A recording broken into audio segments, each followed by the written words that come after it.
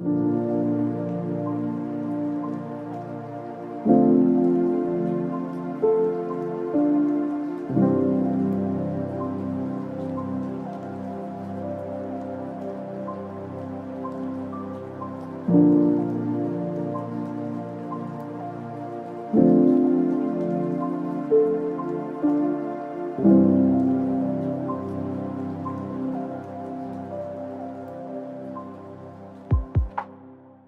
back, everyone. Heba here. Today I want to explore diet through Christic lens and many others.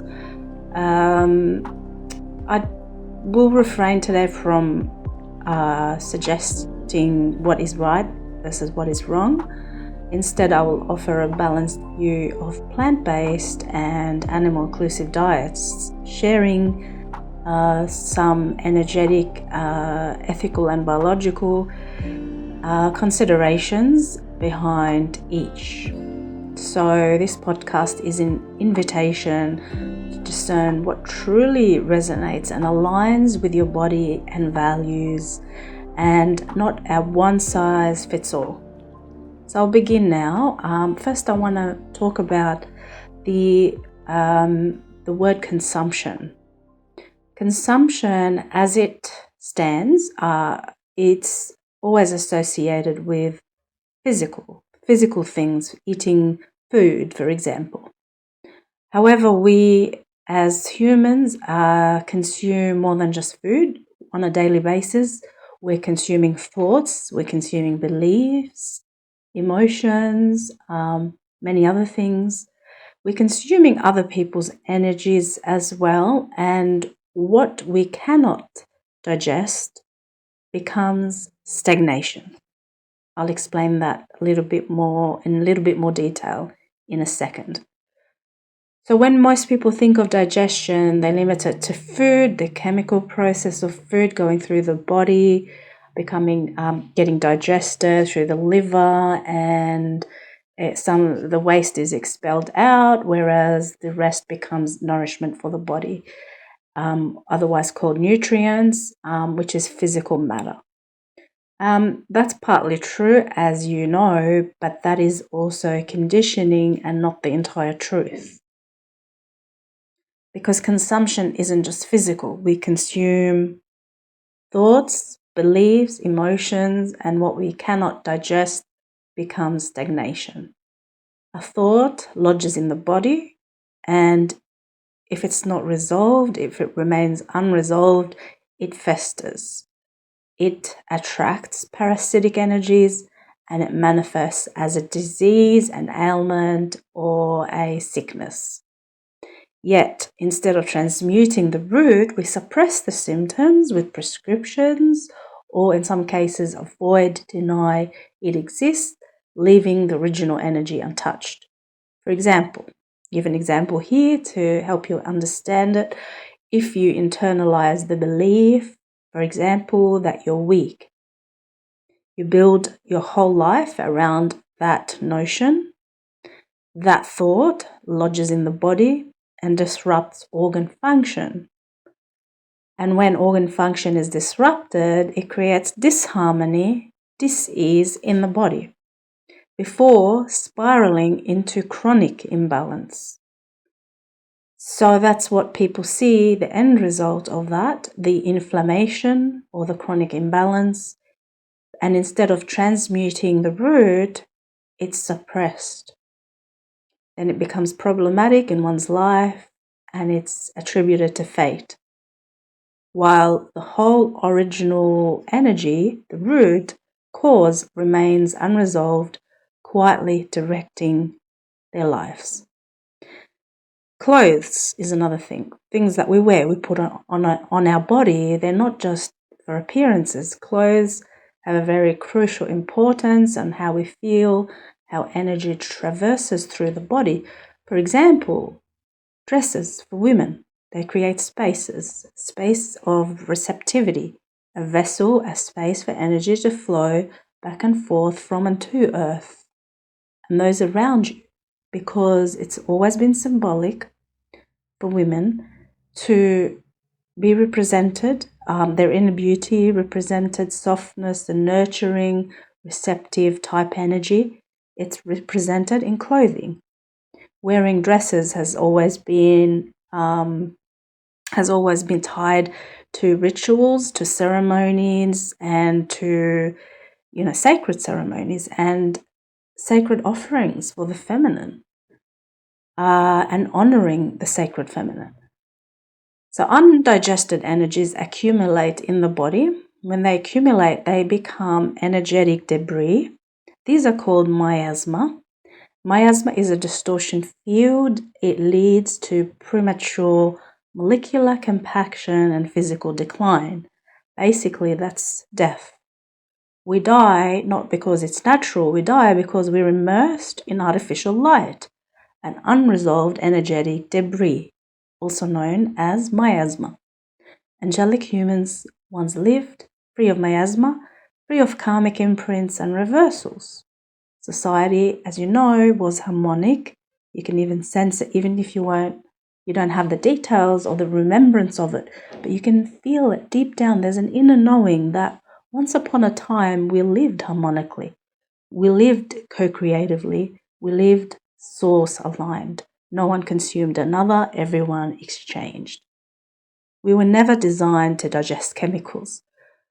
Metals and elements, these are the building blocks of a carbon-based body. But they're not the full story. They're not the full picture. At higher levels of our anatomy, we are composed of crystalline structures. Silica-based matrices, they don't require digestion or consumption. They operate through solar symbiosis, refined, self-sustaining, and nourished by eternal light.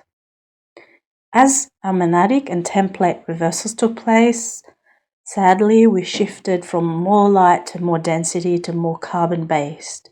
We became consumers, eating endlessly to fill a void that even food could not satisfy.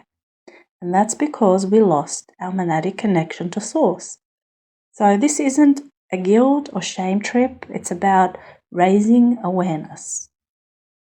So consumption is a big thing. Consumption itself is a signal that we're actually living out of balance, out of harmony, out of co-creative resonance with source. True co-creation does not deplete. It doesn't take a life. It exchanges. It draws from source, the eternal life force, not from its own reserves, not like, or I should say unlike, the Ouroboros devouring its own tail. That they've told us is a natural process of being alive. You devour your own tail. It's represented in a positive light, and that's of course far, far, far from the truth. Even the word consume, if you break it down, it actually reveals its distortion within the word. Cons, you, me. No one benefits from this. It's not a win-win. Divine design never instructed us to consume everything around us. Original humans lived through solar symbiosis, exchanging prana with the sun, and they were sustained by energetic fields far beyond the physical, where death was not natural. Eternal life and evolution were. So yeah, that was the solar symbiosis that created hydrolase, which is a term used to describe living waters, sacred living waters. Solar symbiosis means breathing air and sunlight. We're supposed to do that, but we don't do it now. In our space, in our evolution, we need to make certain changes and consume certain things just to survive. So, I quote here from Ashayana Dean, Speaker 1. Some people went on a vegetarian diet. I like the concept. But if you just eat vegetarian, you feel very high and buzzy and fit right in with metatronic acceleration that has been going on with the sextant clock. This is why a little meat protein or plant protein, if you cannot stand animal protein, is good, because too much buzziness is too much electricity. That means your body's processing too much frequency coming in. That means it's pulling you into a choppy time wave connected to metatronic activations. Some things appear to be good, but not always what it appears to be, unquote. So that's from Ashayana Dean. And I'll dive into Ashayana Dean's teaching in just a moment, but first, I want to introduce you to a theory that links vegetarianism to longer life and improved health. This perspective draws from various researchers into diet and its connection with longevity and overall well-being, and even referencing biblical texts just for comparison. These examples I'm offering, they're simply to add richness to this conversation and not to advocate a particular dietary path. Okay, so some of the researchers here, and I quote Dr. Spencer Thompson, he said, "No physiologist would dispute that man ought to live on a vegetarian diet." Another fellow of the Royal Society, Professor William Lawrence, writes, "The teeth of man have not the slightest resemblance to those of carnivorous animals, and whether we consider the teeth, the jaws, or the digestive organs, the human structure closely resembles that of a frugivorous animal." The Galilean Essene also opposed the eating of meat. In the oldest complete copy of the Bible ever found, the Evangelion da Mepharesh, I hope I said that right, we find Jesus saying at Luke 21, semicolon 34, "See that you do not make your minds heavy. To do this, never eat meat or drink wine." What is this saying of Jesus no longer found in our modern-day Gospel of Luke? Was this rejection of eating meat from Jesus an anomaly? Or maybe a missing Bible verse like this can help explain why all the early leaders of the church were recorded as being strict vegetarians. Eusebius writes, "He drank no wine or strong drink, nor did he eat meat."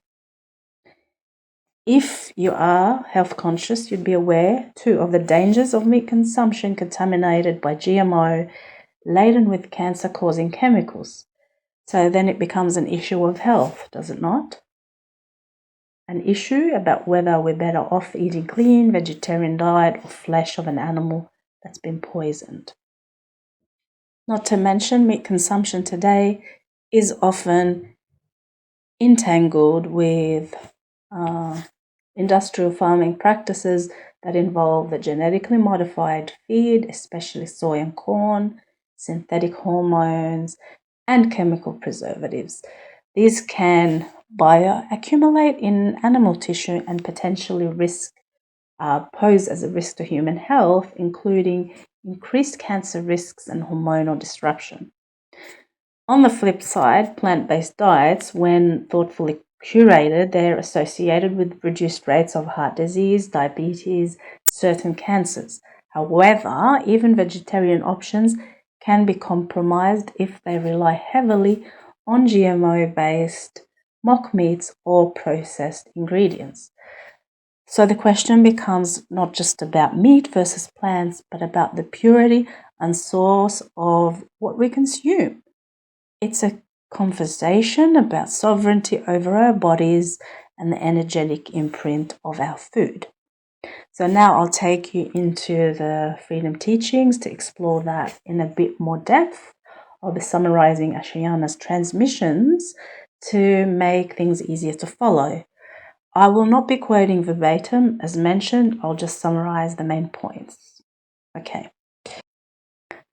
Freedom Teaching activation influence the chemical processes within your body, depending on how you're treating your physical vessel and how much metatronic or blue sword frequency you're holding, and how easily your brain and body can metabolize these energies. So it's not just the mind that processes these activations. The body itself is a multidimensional system running two opposing currents, the organic and the metatronic. And when those currents clash sharply, it can manifest as states like manic depression or bipolarity. Slowing your breath slows the entire energetic and chemical cascade. It allows you to pause, to reset, and calm both shields and your internal chemistry. Without flame body activations, the progressive metatronic activations occurring on the planet can trigger destabilizing effects.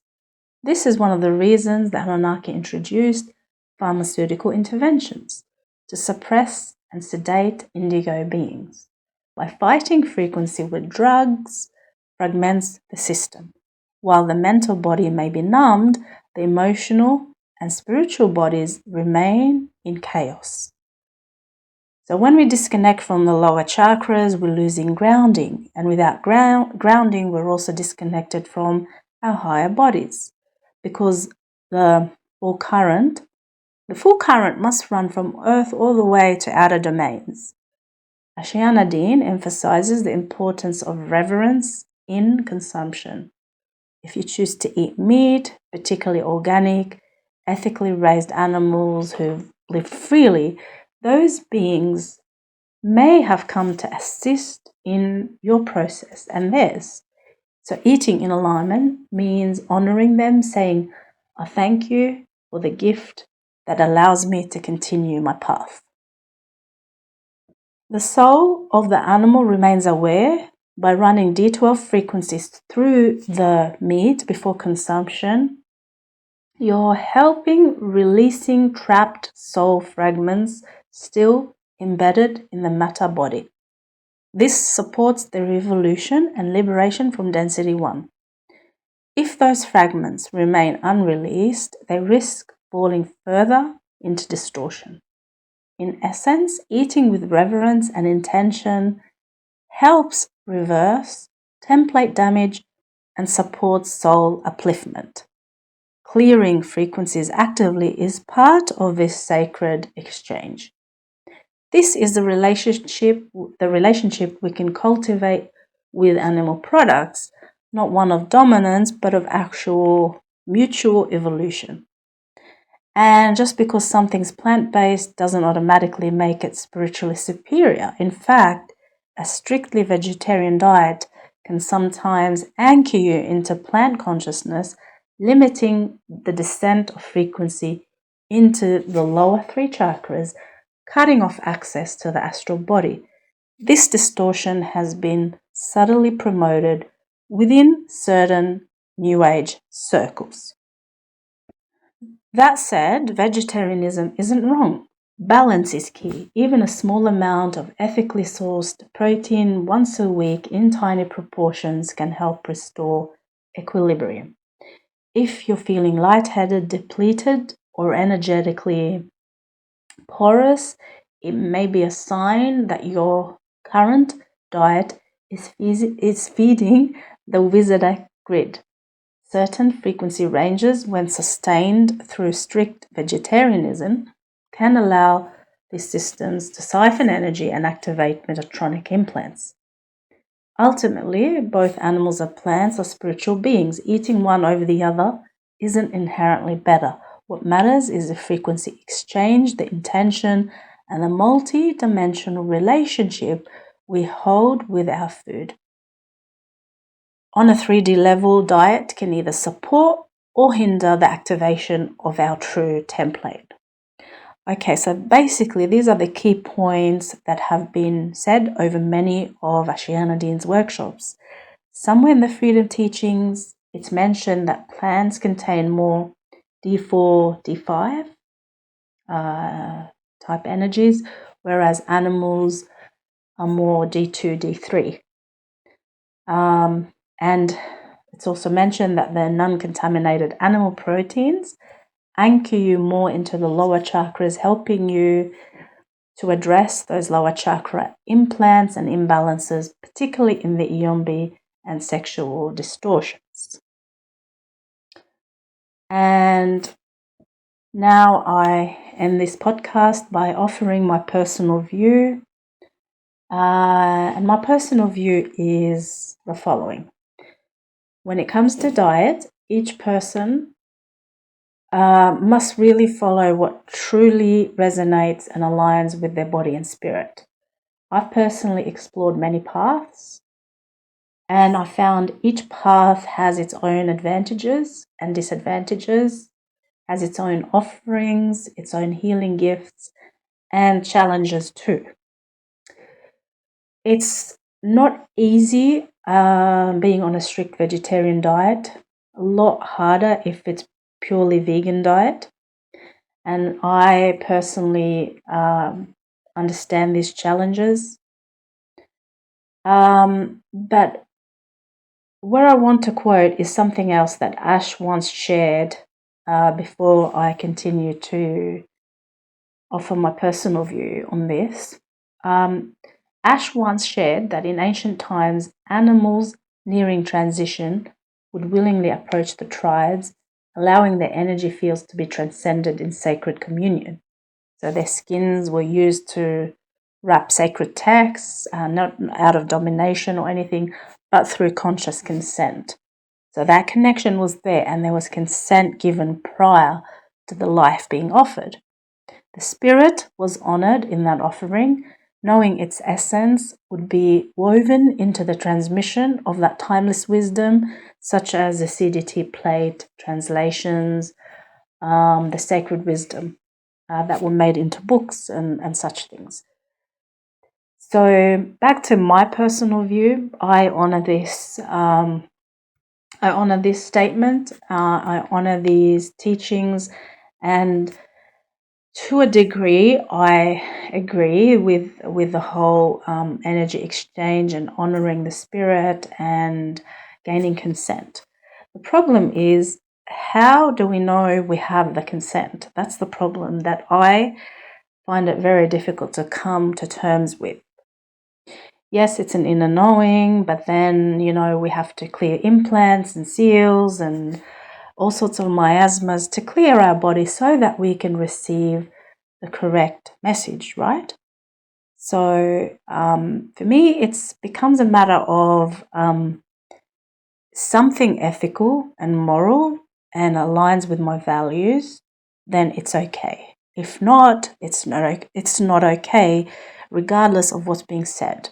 So it really all comes down to reciprocation of energy exchange. But a lot of humans today find excuses to